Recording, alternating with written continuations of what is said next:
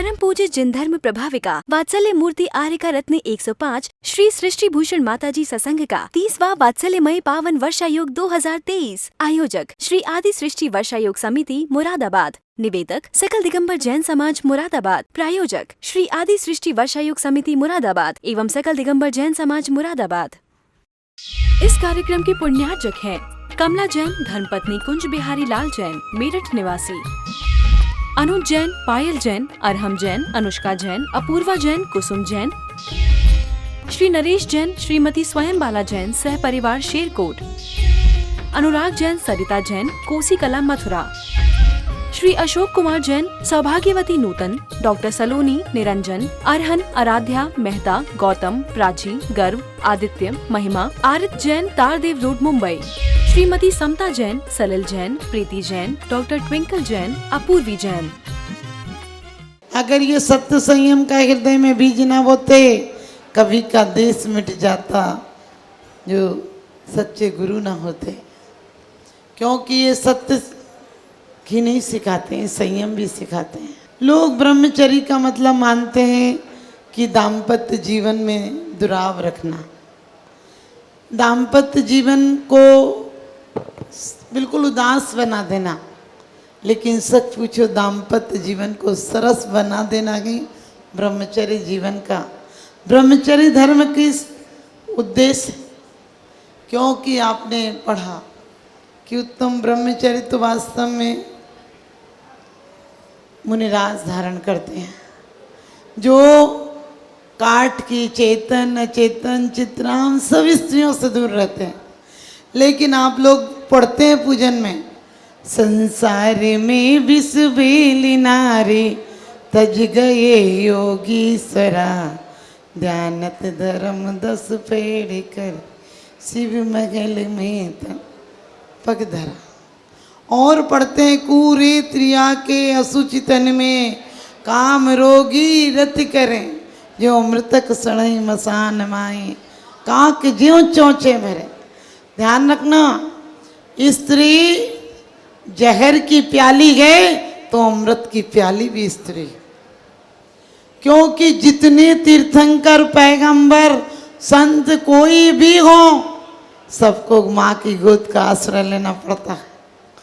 कृष्ण हो, रावण हो, राम हो, सबको माँ की कोख में आना पड़ता है। लोग फिर कैसे कहते हैं कि ये विष की वेल है। सारे अमृत के पौधे तो इसी पर लगते हैं, सारे अमृत के फूल तो नारी की कोख में ही पलते हैं। लोग कहते हैं नारी का क्या अस्तित्व है। मैंने कहा नारी बिना तुम्हारा क्या अस्तित्व है। तुम्हारे नख से लेकर सिर तक तुम्हारी सारी रचना तो नारी के अंदर हुई। लोग कहते हैं नारी के अंदर शक्ति नहीं है। मैंने कि वो ऐसे पुरुष को पैदा करती है जो पत्थर पर गिर जाए तो पत्थर चूर हो जाता है। उसके रक्त और मांस मज्जा, उसके सारे अवयव उसके ही तो हैं। वो सृष्टि की निर्माण करते हैं, वो दुनिया की रचना करने वाली है। क्योंकि उसकी प्रशंसा तो हमारे बीतरागी गुरुओं ने भी की है। भक्तांबर में आप पढ़ते हैं, 100 नारी 100 सुत को जनती रहती 100 ठौर, तुमसे सुत को जनने वाली जननी महती क्या है। और तारागण को सर्व दिशाएं धरे नहीं कोई खाली, पूर्व दिशा की पूर्ण प्रतापी दिनपति को जनने वाले। हमारे यहाँ नारी को अशुद्ध नहीं बताया, नारी को जगत कल्याणी, जगत जननी, जगदम्बा। क्योंकि नारी हर रूप में, तुम्हें धन चाहिए तो वो लक्ष्मी के रूप में है, तुम्हें शक्ति चाहिए तो वो दुर्गा के रूप में है, और तुम्हें विद्या चाहिए तो वो सरस्वती के रूप में। नारी अच्छी होना चाहिए। नारी कहते लोग कहते हैं बेटा होना चाहिए, बेटा से वंश चलेगा। मैंने कहा बेटा से बेटी भली, जो कुलवंती होए, और नाम कमावे माई बाप को देश बड़ा ही हो। आपने देखा होगा समाज में भी जो स्त्रियों का बहुत मधुर व्यवहार, विनम्रशील होती हैं, तो आप पूछते हैं कहाँ वाली है, कहाँ की है। एक आध तो हमारे बच्चे के लिए भी बताना, और कोई कलाकार नहीं हो बोले उस गांव में तो पैर करके भी मत सोना, क्योंकि नारी के दोनों रूप हैं। अच्छा रूप भी है और कलाकारणी बन जाती है और कल्याणी बन जाती है, मंगल कलश करने वाली बन जाती है। और सच पूछो क्योंकि कन्या का वो रूप है। बड़ी अच्छी बात किसी ने कही है, कन्या है धन धूप सा तपना जिसका काम, और सुबह पिता के गाँव है शाम पति के ठाम। ये बात अलग है कि हमारी नारियों ने देवताओं से भिड़ गई, पिता की रक्षा के लिए, पिता के सम्मान के लिए वासनाओं की दहलीज पर पैर ही नहीं रखा, वासनाओं को करीब तक नहीं आने दिया। जवानी तो आई लेकिन जवानी को हावी नहीं होने दिया। आप सबको पता है ऋषभ देव ने अपनी बेटियों के पूछने पर उन्होंने कहा पिताजी आपको तो सबसे ऊंचा दर्जा मिला है, आपसे तो कोई बड़ा नहीं हो सकता है, आपको किसी के आगे थोड़ी झुकना पड़ेगा। उन्होंने कहा था कि बेटी जो तुम्हारा वर्ग होगा उसके आगे झुकना पड़ेगा। तो उन्होंने कहा कि हम ऐसे झुकने की आपको नौबत नहीं आने देंगे, हम विवाह के बंधनों में नहीं बंधेंगे। आप सोच सकते हैं, और एक नहीं अनेकों नारियां हैं। हमारे यहाँ की नारियों का कितना उच्च आदर्श है। राजुल की बारात लौट गई, दरवाजे के पास आते आते लौट गई। माँ ने समझाया कि अच्छा हुआ बेटी अभी तेरी भावर नहीं पड़ी थी, क्योंकि आप भावर में पढ़ते भी हैं कि छठे फेरे तक की माई बाप की जानी है, और सातवें फेरे में पढ़ते हैं हुई पराई जानी, क्योंकि बेटियां चिड़ियों की तरह होती हैं, पंख नहीं होते हैं लेकिन दूसरों के घर पर उड़ जाती हैं। बाप कहता है पराया धन है और सास कहती है पराई जाई है। क्या उनकी किस्मत में अपने घर नहीं होते? ध्यान रखना। लेकिन राजुल की माँ जब कहती है कि अच्छा हुआ क्या तेरी नेमी से भावर पड़ी है, अरे नेमी से अच्छे हैं लड़के तमाम, तो वो कहती है मत अंजन डारो प्यारी मेरे सील को लागे गारी। मुझे ऐसा लगता है तुम मुझे गालियां दे रहे हो, मैंने दिल से उन्हें पति मान लिया है, अब उनके साथ जाऊंगी, जिस डगर पर वो गए उसी डगर पर कदम मैं भी बढ़ाऊंगी। और मैं ना सती पिता से कहती है आपका फर्ज है, आप वर चुनकर मुझे दे दो, आगे जो मेरी किस्मत होगी वो मैं स्वीकार कर लूंगी। जब श्रीपाल को दे दिया, पिता पछताने लगा कि एक गलती की है, अब तुझे जंगल में नहीं छोड़ सकता हूँ, तुझे ऐसे जिनका कोई ठिकाना नहीं उनके साथ नहीं भेजूंगा, अब विदा नहीं करूँगा।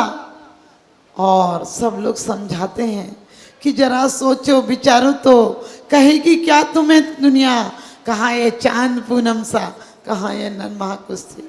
तो वो कहती है कि पिताजी आपका फर्ज आपने पूरा किया, अब मैं अपना धर्म पूरा करूँगी, अब मैं अपना कर्म पूरा करूँगी। और कहती है चमन की अब नहीं ख्वाहिश, चमन की अब नहीं ख्वाहिश, तमन्ना है न गुलशन की, किसी जंगल में जाकर के बनाऊं आसिया अपना।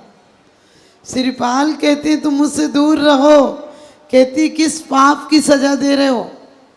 अरे चांदनी चांद से दूर रह सकती है, तिल से तेल दूर रह सकता है, अग्नि से उष्णता दूर रह सकती है, बर्फ से शीतलता दूर हो सकती है, धर्म पत्नी क्या आपत्ति काल में पति से दूर रह सकती है? क्योंकि कहा भी है आपत्ति काल पर रखिए चारी, धीरज धर्म मिथ्य और नारी, आपत्तिकाल परखिए चारी, धीरज धर्म मित्र और नारी, इनकी परीक्षा हो जाती है। नारी वो है जो संकट आने पर भी किसी प्रकार से विचलित नहीं होती है। मनोवती को आप सबको पता है, जब बुद्ध सेन जाने लगे उसके पास से, तो उसने यही कहा था कि मैं आपके साथ चलूंगी, आपका साथ नहीं छोड़ूंगी। उन्होंने कहा तू जेवर पहने, लोग कहेंगे जेवर बेच बेच के खाएगा। उसने कहा सुहाग की चीजें रखूंगी तन पर, बाकी सब जेवर ही छोड़ जाऊंगी, और सिर्फ कांच की चूड़ियाँ, बिछिया और मंगलसूत्र पहनकर पति के साथ गई थी। आजकल की औरतों ने शौक से कांच की चूड़ियाँ उतार दी। आप सोच कर देखिए कि महिलाओं को कोशिश करना चाहिए, चाहे एक एक दो दो चूड़ियाँ कांच की पड़ी रहें, लेकिन हाथ से कांच की चूड़ियाँ नहीं उतारना चाहिए। ये दुर्भाग्य कह रही हम तो पहने। हाँ, मेरे कहने के बाद आप लोग बहुत अच्छे हो। यहाँ मेरे कहने के बाद दूसरे दिन से महिलाएं पहन कर आ गई। हम पूरब की महिलाएं, हमें देख कर लोग अंदाज लगा जाते हैं। किसी ने हमसे कहा कि माता जी महिलाओं की तो पहचान हो जाती है, गले में मंगलसूत्र पड़ा रहता है, पुरुषों की क्या पहचान होगी? बोले उनके चेहरे से क्या पहचान होगी? हमने कहा देख लेना, यदि सीधा सीधा जा रहा होगा तो पत्नी के साथ होगा, क्योंकि वो इतनी टॉर्चर करती है, कहीं देख ले, उधर क्या झांक रहे हो, सीधे चलो। मैंने कही तू पुलिस वाली है कि पत्नी है? अरे देखने दे, कहीं अपने प्यार पर इतना भरोसा रखो कि शाम को घर ही आएगा और कहीं नहीं जाएगा। तुम कलह करोगी तो जरूर कहीं चला जाएगा।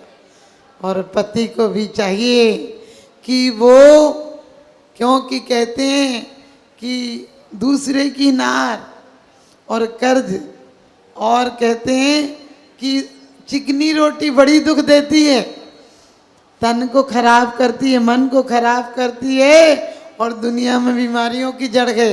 अपनी नार और रोटी, अपने नार और रोटी सुखदायक होती है सदा। इसलिए कोशिश करो, कितना तुम लोग का सौभाग्य है, हम भारत वाले हैं, हमारे यहाँ वैवाहिक संस्कार है। आज की तरह फूहड़पना नहीं है। वो कितना प्यार आदर सम्मान होता था। आजकल वो पहले ही 2-4 दिन माथा फोड़ के, समझ गए, भले वो फोटो जो भी आप लोग बोलते, मैं तो बोलना नहीं जानती हूँ, लेकिन उसमें भी माथा फोड़ के आती है। अरे जिंदगी भर तो शादी के बाद जहाँ जाइयो जाना है, काहे को मान मर्यादा खो रहे हो? और इसीलिए ज़्यादा तू मैं होती है, क्योंकि शादी के पहले पूरा माथा पच्ची कर लेंगे, फिर बात करने को कुछ बचती नहीं है, फिर तो लड़ाई झगड़े ही होंगे और क्या होगा। पहले विवाह होता था, बाद में प्रेम होता था। आजकल पहले प्रेम होता है, फिर विवाह के बाद क्या होगा? झगड़ा ही बचेगा। इसलिए कोई बात नहीं, जिनकी हो गई हो प्रेम विवाह भी, मैं उनको उंगली नहीं उठाती हूँ, लेकिन इतनी मर्यादा बना के रखना कि जिसके पीछे तुमने इतनी बड़ी चुनौती ली थी, उसका साथ जीवन पर्यंत निभाना। और पति को भी चाहिए कि माँ बाप का पक्ष ले, लेकिन पत्नी भी तुम्हारे भरोसे आई है, क्योंकि पिता बेटी को शिक्षा देता है कि बेटी कुछ दिन ढलने में टाइम लगेगा, सबकी सुनना, सबका ख्याल रखना, और लेकिन कोई कुछ कहे तो 1-2 साल सब्र से सहना। क्योंकि हम कहते थे कि बेटा पराया धन है, माँ बाप का छोड़ दुलार, भाई का प्यार लाड़ ली जाओ, अपना घर स्वर्ग बनाओ। आजकल कहते हैं खूब खाइयो खूब सोइयो, एक कहे तो 4 सुनाइयो, और ज़्यादा बात हो जाए तो हमें फ़ोन लगाइयो। बिल्कुल दखलंदाजी नहीं देना चाहिए। तूने क्या खाया, तू क्या पी, तू, तेरे से कोई कुछ कह तो नहीं रहता है, कहने दो। बच्चों को समझाओ कि बेटा थोड़े बहुत दिन नए परिवार में सेट होने में समय लगता है। और ससुराल वालों को भी चाहिए कि बेटियों से बढ़कर प्यार दो बहुओं को, क्योंकि बहुएं तुम्हारे आखिरी श्वास तक साथ रहेंगी। बेटियां तो चली जाएंगी, बेटियां दूसरों का घर स्वर्ग बनाएंगे। तो ध्यान रखना, आजकल शादियों की विवाह पद्धति बदल गई। हमारे यहाँ एक आज सहनाई बजती थी, सभी के यहाँ पहले घर के आगे सहनाई बजती थी और 2-4 ढोल लाते थे और बारात चढ़ जाती थी। लेकिन आदर सम्मान इतना था, जहाँ बारात ठहरती थी, सहवाला बोलते थे उसको, वहाँ लोग ढोल से बैंड से खाना लेकर जाते थे दूल्हे का, क्योंकि दूल्हा दरवाजे पर तो बरमाला के टाइम आता था। आजकल तो जितना ही खिला दो ने, मैंने ये नहीं कहती आप सब तो बहुत अच्छे हो, लेकिन कई बार देखते शादी में माता जी इसलिए झगड़ा हो गया, हमने कहा शादी करने आए थे कि डकैती करने आए थे। और बैंड भी ऐसे बजाते हो, कान फोड़ू बैंड, ब्रास बैंड बजाते हो, वो समझे कब बजते थे। अमेरिका में जब युद्ध होता था तो सैनिकों के आगे ब्रास बैंड बजते थे, ताकि उन्हें नींद नहीं आ जाए, वो चढ़ाई करने जा रहे हैं, लड़ने जा रहे हैं, तो इतने तेज बैंड बजाओ कि उन्हें किसी प्रकार से आलस नहीं आ जाए। अब तुम अपने कान फोड़ बैंड काहे को बजाते हो? सबकी नींद हराम, सबका चैन हराम, बच्चों के पेपर खराब, और लड़ाई चढ़ाई करने जा रहे हो का? और उसके घर से बेड से लेकर बर्तन तक उसके घर से लाते हो। तुम्हारे घर में ठीकरे नहीं जो उसके यहाँ से लाते हो? तुम्हारे घर में बिस्तर नहीं जो उसके घर से बेड लेके आते हो? अरे क्यों ये सब चीज़ें लाते हो? बोलो हमारा भरा पूरा घर है, क्योंकि जनक ने बेटी दी थी तो दशरथ से कहा था कि अबोध है, कोई गलती हो जाए तो माफ़ करना। और दशरथ ने कहा था कि चिंता मत करना, अपने प्राणों से बढ़कर, बेटी से बढ़कर प्यार दूंगा, पलक पाँवड़े रखूंगा, तुम्हारी फूल सी बेटी को कभी धूप की आंच नहीं आने दूंगा। और जब वनवास की बात आई तो दशरथ ने रोकर यही कहा था कि बेटी तुम यहाँ नहीं रहना चाहती हो पति के वनवास जाने पर, तो कम से कम तुम पिता के घर चले जाओ, मेरा वचन तो नहीं टूटेगा। मैं जनक को वचन देकर आया था कि तुम्हारी बेटी को कभी धूप की आंच नहीं लगने दूंगा। तो सीता ने क्या कहा था? मैं धर्म पत्नी हूँ पिताजी, मैं कायर पत्नी नहीं हूँ, मैं संकट में पति के कांटे भी न जानती हूँ, और संपत्ति में पति के पीछे पीछे चलना जानती हूँ।